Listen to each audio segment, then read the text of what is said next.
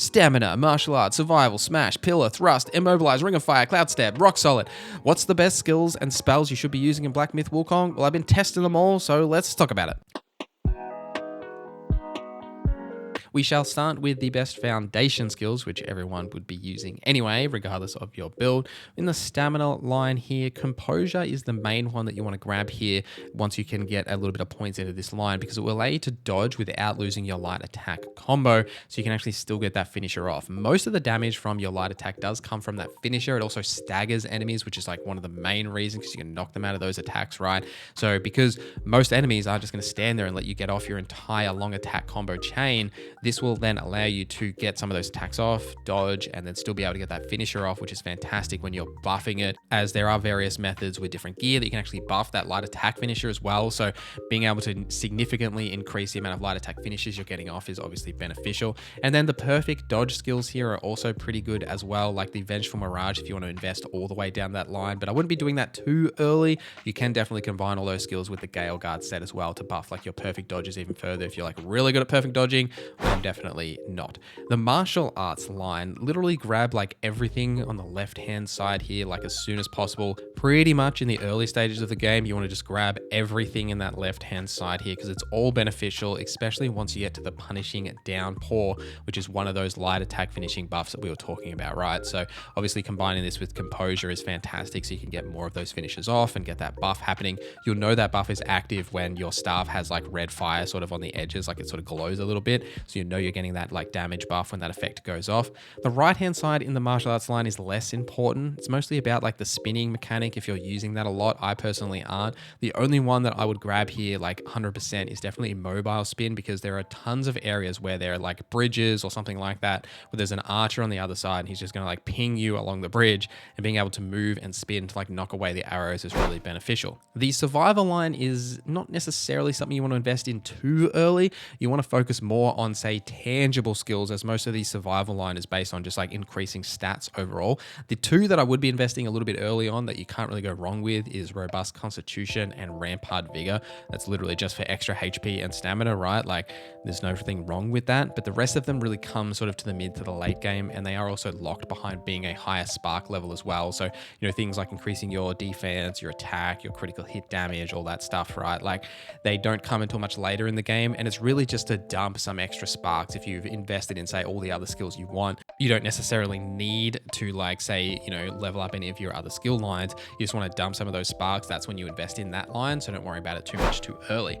The best staff stance is a hot topic, I think. I'm very interested to know what you guys think. Let me know in the comments what your favorite staff stance is. But between Smash, Pillar, and Thrust, you've got plenty of options for that heavy attack and that varied combo attack as well. All of them have their own benefits and like pros and cons. The Smash is the most versatile, as you can charge it up while moving. It also just does really solid damage. Pillar has a bit more range to it, and also you can completely avoid any ground attacks when you're up on like the top of the pillar. And it also has the AoE of the Sweeping Gale, where you like spin around the pillar as well, which is quite valuable if you are in like a group encounter. Now the damage numbers here are a little bit less than the others because you do have those additional benefits. Thrust, on the other hand, is a little bit more finesse based, right? Like you've got the things like the Tactical Retreat, which is your varied combo here that you can sort of use as like rather than a dodge, right? So it like pulls you back, and then you can like go back into the fight with like a thrust attack here. And the thrust attack damage is quite good, especially with like this stagger buffs here as well. Like you can definitely shred enemies with like a solid thrust attack, and you don't have to be as close as the Smash, but like still like relatively close compared to say like the Pillar as well.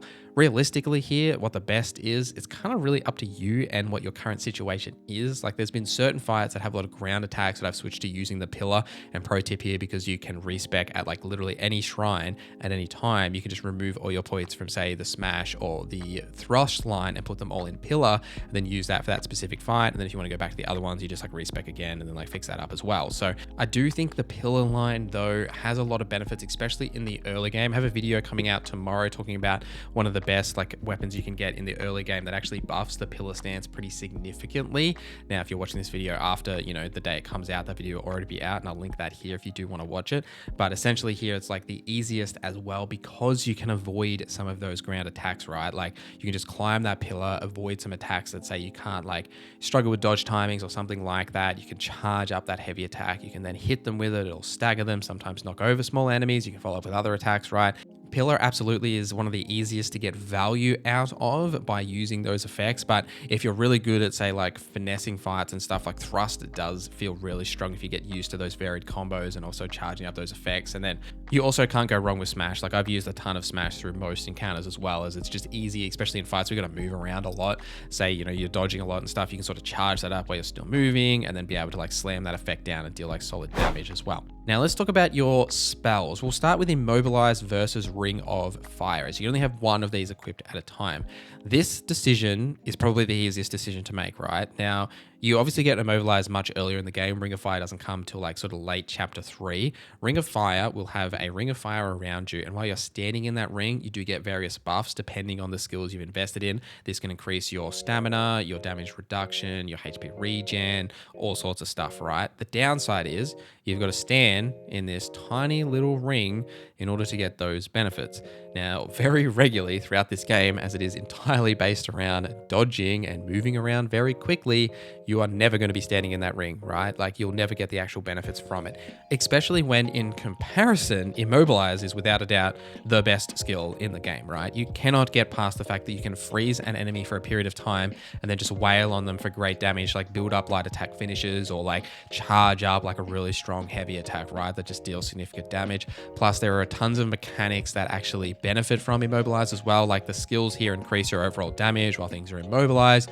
You can then crash it to get like other buffs as well. Like crashing it means you break that immobilization by dealing a certain amount of damage early. So there's tons of benefits here as well. Like certain enemies, as they're attacking, you can get like unique combos off that. Like it's just really the best skill in the game, and the main one you're going to be using essentially to either interrupt enemy attacks or freeze them out of it, so you can like stagger them by the time they actually get that effect off.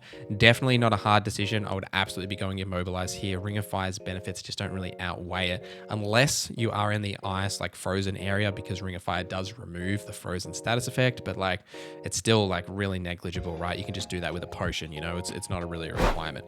Cloud Step or Rock Solid is a tricky decision here. Now, this one is a little bit like more up to you, I would say. I kind of like Cloud Step as it's a really good way to avoid boss attacks and then also sneak up on archers. I've used that a ton, especially when boss fights, most boss fights, they have like a phase transition where they do these like big, nuke exploding attacks, right? If you use Cloud Step, you can use that to just have them attack your decoy, and then you can just like hide in the corner because you're invisible, right? You can also heal while you're invisible too if you have the right skills. So you can just like chill there, let the decoy take the damage, and then you can get back into the fight without having to worry about dodging or avoiding any of that attack. Rock Solid, on the other hand, is also quite good. Like both of these are pretty consistent, but I personally lean towards Cloud Step because Rock Solid feels a little bit too much like Immobilize to me in terms of its usage. Now, Rock Solid, you'll typically be using this to interrupt an enemy attack as they're actually hitting you, because you want them to hit you while you're in Rock Solid to get the benefits off that, right? A lot of the skills in the Rock Solid line are all based around actually interrupting those attacks by taking that hit to not only increase your damage when you attack out of that, or say when you get the last skill in that line, you actually get a significant amount of mana regen. That's probably the main reason to use it, because you can then use that mana to say, use Immobilize or something else, right? You've got the benefits there. But ultimately, it feels too much like Immobilize, where, if I was picking between Immobilize and Rock Solid, I may as well just use Immobilize, right? And that's why I like Cloud Step, as it acts a little bit differently, and you can use it as a bit of a cheeky like cheating tool to avoid attacks that you just like can't be bothered dealing with, or to run past enemies. Especially I've been using a lot as I'm sort of exploring and trying to find secrets and stuff. I essentially just like Cloud Step to get away from enemies if I just want to keep moving through the battlefield. But really interested to know what your thoughts are on these in the comments down below. What's your favorite spell and your favorite staff stance as well? But thank you guys for watching this video till the end. Thank you to our members for supporting the channel. My name is Norza, and I hope you have a great day.